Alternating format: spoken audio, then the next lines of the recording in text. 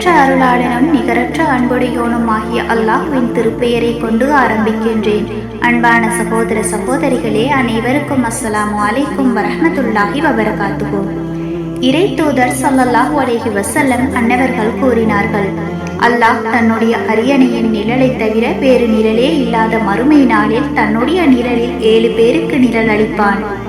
முதலாவது நீதமான ஆட்சியாளர், இரண்டாவது இறை வணக்கத்திலே வளர்ந்த இளைஞன், மூன்றாவது தனிமையில் அல்லாஹ்வை நினைத்து அவனுடைய அச்சத்தில் கண்ணீர் சிந்திய மனிதன், நான்காவது பள்ளிவாசலுடன் எப்போதும் தொடர்பு வைத்துக் கொள்ளும் இதயமுடையவர், ஐந்தாவது இறை வழியில் நட்பு கொண்ட இருவர், ஆறாவது அந்தஸ்தும் அழகுமுடைய ஒரு பெண் தம்மை தவறு செய்ய அழைத்த போது நான் அல்லாஹ்வுக்கு அஞ்சுகின்றேன் என்று கூறியவர், ஏழாவது தம் இடக்கரம் செய்த தர்மத்தை வலக்கரம் கூட அறியாத வகையில் இரகசியமாக தர்மம் செய்தவர். ஆதாரம் சஹீஹ் புகாரி 6806வது ஹதீஸ்.